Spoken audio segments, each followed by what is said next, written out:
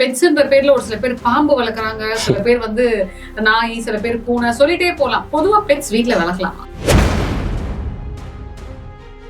காலபைரவர் நம்ம ஒரு கோயிலில் போய் தான் வழி பண்ணணும்னு அவசியம் இல்லை. ஏன்னா காலத்தையும் கணிச்சு குறிக்கிறவர் தான் காலபைரவர். ஆனால் காலபைரவர் நம்ம வீட்டில் வளர்த்தோன்னா, என்னுடைய வாகனத்தை நீ வீட்டில் வச்சு வளர்த்து அதுக்கு எல்லாம் 5 மூட்டை 60 நம்ம செஞ்சோன்னா காலபைரவர் அவர் வீட்டில் கண்டிப்பாக குடியேறி நிற்பார்.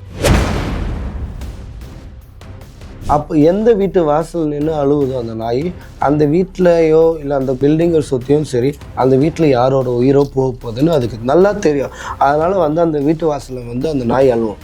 அது யம தர்மனாக இருக்கலாம், இல்லைன்னா பேர் ஆத்மாக்களாக இருக்கலாம், இல்லை ஆவிகளாக இருக்கலாம்.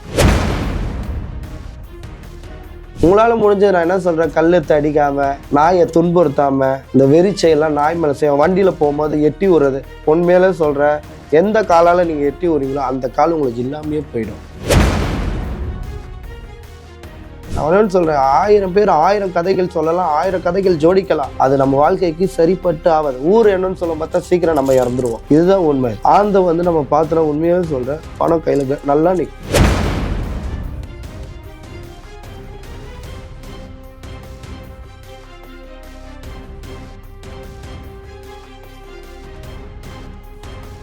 வணக்கம் மக்களே, நம்ம கூட இந்த காணொலியில பால் முனீஸ்வரன் இருக்காங்க. வணக்கம். வணக்கம். வணக்கம். அதாவது இன்னைக்கு ரொம்ப டிஃப்ரெண்டான டாபிக் உங்ககிட்ட கேட்கலான்னு. பொதுவா வீட்டில் எல்லார் வீட்லயுமே பெட்ஸ் வளர்க்குறாங்க இல்லையா? ஸோ அதை பத்தி உங்ககிட்ட சில விஷயங்கள் கேட்கணும். பொதுவா ஒரு காலத்துல பெட்ஸ் வீட்டில் நாய் இருக்கும், கோழி இருக்கும், அது ரொம்ப ஜாலியா இருக்கும் பாக்குறதுக்கே. பட் இப்போ பாத்தீங்கன்னா பெட்ஸ்ன்ற பேர்ல ஒரு சில பேர் பாம்பு வளர்க்குறாங்க, சில பேர் நாய், சில பேர் பூனை, சொல்லிட்டே போலாம். பொதுவா பெட்ஸ் வீட்டுல வளர்க்கலாமா? கண்டிப்பா வளர்க்கலாம். எது வளர்க்கணும், எது வளர்க்கக்கூடாதுன்னு ஒரு விஷயங்கள் இருக்குது. அதாவது நம்ம பார்த்தீங்கன்னா வீட்டில் என்ன நன்றியுள்ள பிராணின்னு பார்த்தீங்கன்னா நம்ம என்ன சொல்லுவோம்? கண்டிப்பாக. ஏன்னா நாயின்றதோட காலபைரவர்னு சொல்லலாம். சரிங்களா? காலபைரவர் நம்ம ஒரு கோயிலில் போய் தான் வழி பண்ணணும்னு அவசியம் இல்லை, உண்மையாலே. ஏன்னா காலத்தையும் கணிச்சு குறிக்கிறவர் தான் காலபைரவர். ஆனால் காலபைரவர் நம்ம வீட்டில் வளர்த்தோன்னா, என்னுடைய வாகனத்தை நீ வீட்டில் வச்சு வளர்த்து அதுக்கு எல்லாம் 5 மூட்டை 60 நம்ம செஞ்சோன்னா காலபைரவர் அவர் வீட்டில் கண்டிப்பாக குடியேறி நிற்பார். நம்ம வீட்டில் டாக் வளர்க்குறோம், சரிங்களா? நம்மளுக்கு ஏதோ ஒரு பிரச்சனை, ஏதோ ஒரு தீய சக்தி, ஏதோ ஒரு, அதாவது வீட்டு வாசலை யமனே நின்னாலும் அந்த நாய்க்கு தெரிய ஆரம்பிச்சிடும். அதனால் நம்ம வீட்டில் யாராவது ஒரு உயிர் மரணம் போகுதுன்னா அது எல்லாருக்கும் தெரிஞ்ச ஒரு விஷயந்தான். பட் இருந்தாலும் அதுதான் உண்மை. என்னுடைய உயிரை எடுத்துக்க என் எஜமான விட்டுருந்தா அந்த 5 ஜீவன் சொல்லும். அது 100க்கு 100 உண்மை தான். சரிங்களா? அதே மாதிரி தீய சக்திகள், அதே மாதிரி எதிர்ப்பினை ஏதாவது ஒரு விஷயங்கள், அதே மாதிரி உங்களுக்கு ஒரு பிரச்சனை ஏதோ ஒன்று நடக்க போகுதுன்னா அந்த நாய்க்கு தெரிஞ்சிடும். அதனால் அந்த நாய் நம்ம வளர்க்குற பிராணியோ இல்லை ஸ்ட்ரீட் டாகும் சரி நம்மள போக விடாது, தடுக்க ஆரம்பிக்கும். அதாவது நம்ம துணியை பிடிச்சி இழுக்கிறது, பின்னாடி தொத்தின்னு வருது. அதே மாதிரி நைட் டைமில் நாய் குலைக்குது, தொத்தின்னு வருது நாய், அப்படிலாம் இல்லை. உங்களுக்கு பின்னாடி அறியாமல் ஏதாவது ஒரு உருவமோ இல்லை ஏதாவது அது கண்ணுக்கு புண்பட்டாலும் தென்பட்டாலும் சரி அது கத்த செய்ய ஆரம்பிக்கும். அதனால் நம்ம தப்பாக நினைக்கக்கூடாது. சரிங்களா? இப்போ பொதுவா நாய் ஊளையிடுறது ஒரு மாதிரி அபசகனம் அப்படின்ற மாதிரி சொல்லுவாங்க. பட் ஒரு சில பேர் சொல்லுவாங்க அது கண்ணுக்கு தீய ஆத்மாக்கள் தெரியும், இல்லை இறந்த ஆத்மாக்கள் அது கண்ணுக்கு தெரியறதுனால ஊளையிடுதுன்றாங்க. அதுதான் இப்போ நான் என்ன விஷயம்னு பார்த்தீங்கன்னா, ஒரு வீட்டாண்ட ஒரு நாய் அழுவுதுன்னு சொல்லுவாங்க, ஒரு மாதிரி அழுதுன்னு வீழ விடுது.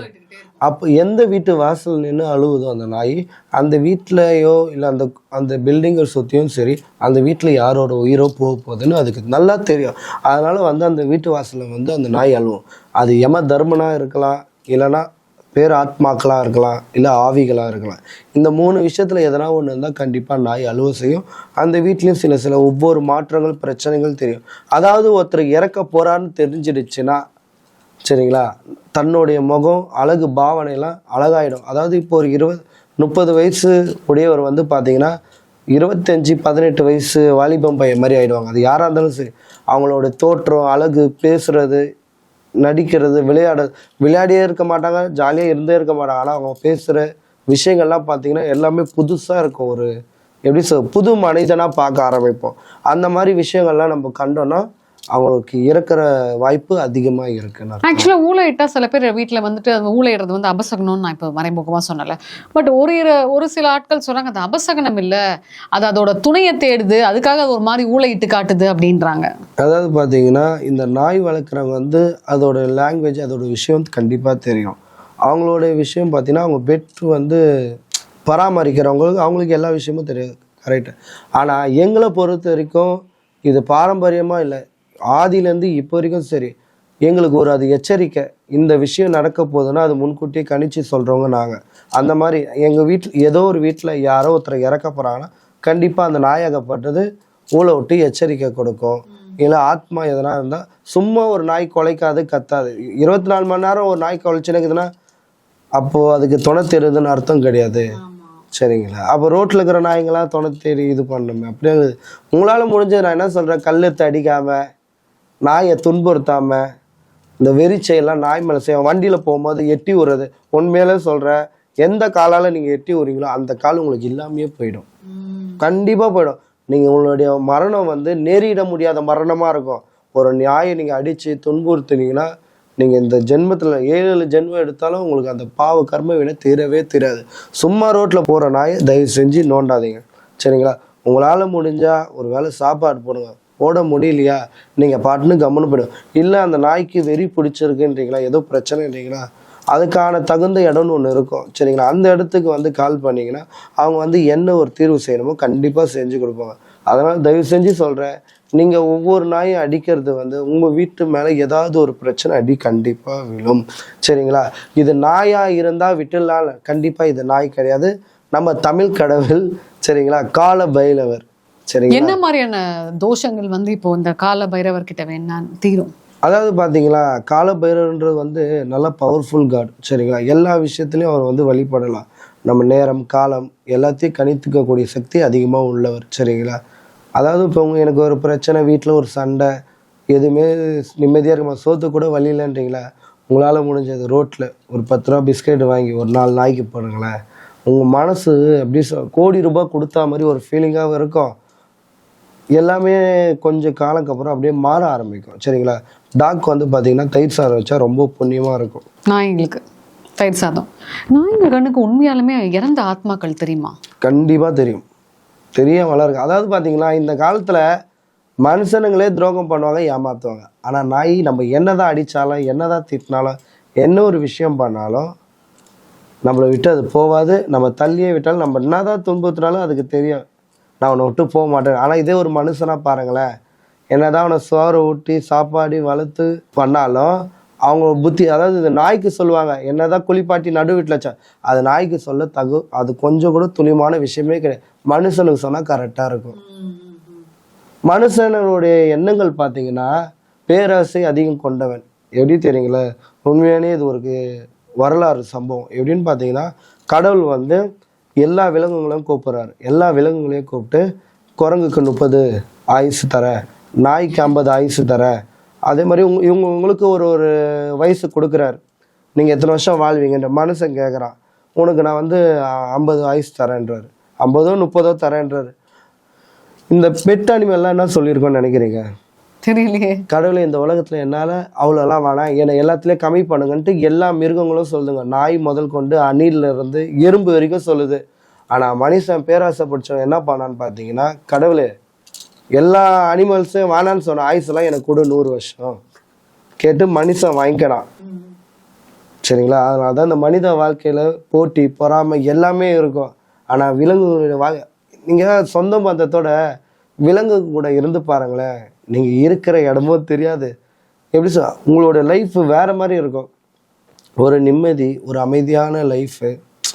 நீங்கள் ஒரு விஷயம் நடக்கணும்னு நினச்சிங்கன்னா கண்டிப்பாக அதை சொல்லுவாங்களே, இவங்க முகத்தில் முழிச்சுன்னு போகலாம், இவங்ககிட்ட வாங்கினா காசு நல்லாயிருக்கும். உங்கள் வீட்டில் வளர்க்குறீங்க, இல்லை தெருடாக்கு காலைல ஏஞ்சிடும் ஒரு விஷயம் போகிறீங்களா, பிஸ்கெட் வாங்கி போட்டு போங்களேன், அந்த விஷயம் கண்டிப்பாக நடக்கும். ஏன்னா காலபைரவன்றது சும்மா கிடையாது. காலபைரவன்றது கூட நீங்கள் 2ஆவதாக வச்சுக்கோங்க. ஆன்மீக விஷயமா நான் பேசலை, இது 5 அறிவு உள்ள ஜீவன். நம்மளால முடிஞ்ச விஷயம் ஒன்று பண்ணுங்க, சரிங்களா? ஏன்னா எந்த ஒரு பாவமும் தெரியாது. இப்போ நான் அடித்தா எங்கள் அம்மா அப்பா கிட்ட சொல்லுவேன், அந்த குழந்தைங்களை அடித்தா அது யார்கிட்ட போய் சொல்லும், சரிங்களா? கண்டிப்பாக டாக் மேலே யாருன்னா கையோ இல்லை விளையாட்டுத்தனமாக எட்டி உருதும் தான் கண்டிப்பாக நான் சொல்கிறேன். என் கண்ணு எதிர்க்க பார்த்தாலும் அதுக்கான பதில் நான் கண்டிப்பாக செய்வேன். ஆனால் அவங்களுக்கு கண்டிப்பாக ஏதாவது ஒரு சூழ்நிலை விபத்து பயங்கரமாக நடக்கும். இது நான் 100% சொல்கிறேன். இன்னொன்று இந்த ஆந்தை சொல்லுவாங்க இல்லையா, ஆந்தை வந்து நிறைய பேர் வந்து தெரியல, அதை அபசகணும் அப்படின்னு நினைக்கிறாங்க. ஆனால் ஒரு சில நல்ல தெளிவானவங்க வந்து ஆந்தையை பார்த்தா வந்து லக்ஷ்மி, காசு வரவு நல்லா வரும்ன்றாங்க. அதாவது ஒரு சாந்த பூந்த வீடு உருப்படாதுன்னு அந்த ஆமை, அதாவது அவங்கள அதோடைய தன்மை வந்து நிறைய அனுபவங்கள் இருக்குது. சரிங்களா? கடவுள் பார்த்தீங்களா, அதுதான் சொல்கிறேன் பார்த்தீங்களா, வவ்வாலுக்கு காலிலேருந்து கண்ணே தெரியாது, இருட்டில் மட்டும் தான் கண்ணு தெரியும். அதுக்கு நம்ம என்ன பண்ண முடியும்? இயற்கை அமைப்பு எப்படி இருக்கணும் நம்மளை உருவாக்கப்பட்ட கடவுளுக்கு தெரியும், நம்மளுக்கு தெரியாது. சரிங்களா? மனிதனுக்கு ஆசைகள் அதிகம், அதுபோல் சொல்லார் பேச்சும் அதிகம். இந்த காலத்தில் வந்து எவன் எது உண்மைன்னு பொய் எது நிர்ணயிக்க முடியாத விஷயங்களாக இருக்குது. நான் ஒன்று சொல்கிறேன், 1000 பேர் 1000 கதைகள் சொல்லலாம், 1000 கதைகள் ஜோடிக்கலாம். அது நம்ம வாழ்க்கைக்கு சரிப்பட்டு ஆகாது. ஊர் என்னன்னு சொல்ல பார்த்தா சீக்கிரம் நம்ம இறந்துருவோம். இதுதான் உண்மை. சரிங்களா? ஆந்தை வந்து நம்ம பார்த்தோம், உண்மையாகவே சொல்கிறேன், பணம் கையில் நல்லா நிற்கும். கர்டனை பார்த்தா ஏன் சாமின்றீங்க? எனக்கு ஒன்றுமே புரியல. இப்போ ஒரு கோயிலில் கும்பாபிஷேகம்னா கர்டர் வரும். நல்ல ஒரு புனிதமான ஆத்மாவா இருந்தால் இறந்துட்டாங்கன்னா கர்டர் வருவார். சரிங்களா? அப்போது எல்லா விலங்குகளையும் அதை அடித்து சாப்பிடக்கூடிய பறவை கர்டர். புரியுதுங்களா? கழுகு தான். சரிங்களா? ஆனால் அதை மட்டும் ஏன் சாமி பெருமாள் கும்புறீங்க, அவதாரமாக இருக்கிறீங்க? நம்மளுடைய தன்மையை முதல்ல யோசிங்க. யார் என்ன சொன்னாலும் அப்படியே நம்பிடாதீங்க. எல்லாமே கடவுள் ஒவ்வொரு விஷயம் படைக்கப்பட்டுக்கிறான்னா காரணம் இல்லாமல் அர்த்தம் இல்லாமல் கண்டிப்பாக இருக்காது. நான் அடித்து சொல்லுவேன், எல்லா உயிருமே கடவுள் வந்து ஒரு விஷயத்துக்கோசம் படைச்சிருப்பார். சரிங்களா? அதை நம்ம தான் ஏற்றுக்கிற தன்மையை ஏற்றுக்கூடாத தன்மையும் நம்ம கையில் தான் இருக்குது. சரிங்களா? நாயை கண்டிப்பாக நல்லபடியாக பாருங்கள், நல்லபடியாக வளங்க, நல்லா இது பண்ணுங்க. அதே மாதிரி கிளி வளர்க்கலாமா கேட்குறாங்க. கண்டிப்பாக கிளி வளர்க்கலாம். ஆனால் இப்போ வளர்த்தானா பிடிச்சி உள்ளே போட்டுருவாங்க. கிளி ஏன் வளர்த்தான் நல்லதா? கண்டிப்பாங்க. லக்ஷ்மிங்க, மீனாட்சி அம்மனே வீட்டுக்குள்ளே குடியேறான்னு அர்த்தம். அந்த தன்மை நம்மளுக்கு ஃபஸ்ட்டு இருக்கணும். சரிங்களா? மதுரை மீனாட்சியே நம்ம வீட்டுக்கு வரான்னு அர்த்தம். லவ் பேர்ட்ஸ் வளர்க்கலாமா கேட்குறாங்க. கண்டிப்பாக அது ஒரு பறவை. அதை நான் பறவைன்னு இல்லைன்னு சொல்ல மாட்டேன். இந்த பறவையை வளர்க்கலாமா வேணாமா? வளர்க்கலாம். ஆனால் குடும்ப சூழ்நிலை பிரச்சனை நடக்கும். சரிங்களா? புறா வளர்க்கலாமா? தாராளமாக வளங்க. ஆனால் வீட்டுக்குள்ளே வளர்க்காதீங்க, மொட்டை மாடியில் வளங்க. ஏன்னா அதோட அலறல் சத்தல் வந்து நம்ம வீட்டுக்கு தத்ரம் என்ன சொல்லுவாங்க. சரிங்களா? புறா வந்து வளங்க, வீட்டு மொட்டை மாடியில் வளங்க, வீட்டுக்குள்ளே வளர்க்காதீங்க. இன்னொன்று, இந்த ஆமை கூட வந்து நல்ல இல்லை, வீட்டுக்குள்ளே சேர வந்தால் அசிங்கம், தப்பு, அபசகனம். ஆமை பெருமாள் அவதாரங்க. யாருங்க சொன்னா? ஆமை பூந்த வீடும் அமீனா பூந்த வீடும் உருப்படாதுன்னுவாங்க. அது அமீனாவனா இருக்கலாம், ஆமை பூந்த வீடு லட்சுமி தாங்க. சரிங்களா? ஆமை வந்து கோயில் குளத்துலாம் போய் தொட்டு கும்புறீங்க, அபிஷேகம் பண்ணுறீங்க. வீட்டுக்குள்ளே இப்போ எல்லாமே ஆமையை வந்து சிலையா வைக்கிறாங்களே, நிறைய இருக்கு. இப்போ சிலையை அதை பணம் சேரன்னு சொல்லுங்களேன். இப்போ இந்த பூ தொட்டி எடுத்து நான் பணம் சேரேன் இது வாங்கன்ட்டாங்கன்னா வாங்கிப்பாங்க. அதுதான் சொல்கிறேன், யாரையும் ஃபஸ்ட்டு எடுத்தோன்னே நம்பாதீங்க. நான் இவ்வளோ தூரம் வந்து பேசுகிறேன்னா ஒரு விழிப்புணர்வு கொடுக்கணும்னு தான் நான் பேசுகிறேன். என்கிட்ட வாங்க, எல்லாமே என்கிட்ட பண்ணுங்க, அதை பற்றி எனக்கு வேணான்ற. நீங்கள் உங்கள் உழைப்பு, உங்கள் கஷ்டம், உங்கள் சந்தோஷம், நீங்கள் ஜாலியாக இருங்க, சந்தோஷமாக இருங்க. எங்ககிட்ட வந்து தான் ஏமாறணும் நான் சொல்லவே இல்லையே. எல்லாருக்கும் கடவுள் ஒரு வாய்ப்பு கொடுத்துருக்கான், அதை பயன்படுத்திட்டு போங்கன்ற. இதை தான் செய்யணும், அதை தான் செய்யணும். வாஸ்து மீன் கூட தான் வளர்க்குறீங்க, நல்லா இருமா. யாருங்க சொன்னா வாஸ்து மீன்ட்டு? பைத்தியக்காரனுங்க. அதாவது கடவுள் வந்து சொல்கிறாருல, அதான் சொல்கிறேன் பார்த்தீங்களா, கடவுளுக்கு தெரியும் படைக்கப்படுது எல்லாம் நமக்கோசம், எல்லாம் நமக்காக ஒவ்வொரு விஷயமும். சரிங்களா? கோழி கூட எதுக்கு? சாப்பிட்றதுக்கு. வளர்க்குறோம், சாப்பிட்றோம். அதாவது சொல்லிட்டுங்களா, எந்த கடவுளும் எதுவுமே கேட்கல, எதுவும் செய்யணும் சொல்ல. நான் படைச்சதை நீ பத்திரமா பார்த்துக்கோங்க போதும்.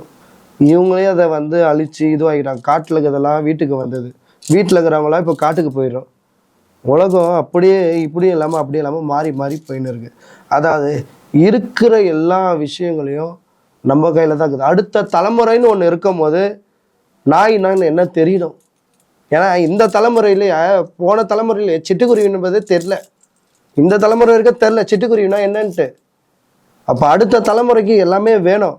தயவு செஞ்சு எதையும் அழிக்காதீங்க, எதுவுமே அதாவது சாப்பிட்ற விஷயம் நீங்கள் சாப்பிடுங்க, நான் யாரையும் குற்றம் சொல்ல தடுக்கலை. ஒரு விலங்கையோ ஒரு பறவை எதுவுமே சரி ரொம்ப துன்புறுத்தாதீங்க. நீங்கள் எவ்வளோ துன்புறுத்துறீங்களோ அவ்வளோ கர்ம வினை இருக்குது. பாம்பு எல்லாம் சில பேர் ஃபேஷனாக வளர்க்குறாங்களே. அதான் சொல்கிறேன் பார்த்தீங்களா, காட்டில் இருக்கிறதெல்லாம் வீட்டுக்கு வந்துச்சு, வீட்டில் இருக்கிறதெல்லாம் காட்டுக்கு ஓடுதுங்க. பாம்பு மட்டும் வளர்க்கலை, பச்சோந்தியும் வளர்க்குறாங்க, இன்னும் என்னென்னவோ வளர்க்குறாங்க. வளங்க, அதான் சொல்கிறேன் பார்த்தீங்க. நீங்கள் ஃபஸ்ட்டு உங்கள் தெருவில் இருக்கிற ஸ்ட்ரீட் டாக்கை பாருங்கள், பூனைங்களை பாருங்கள்.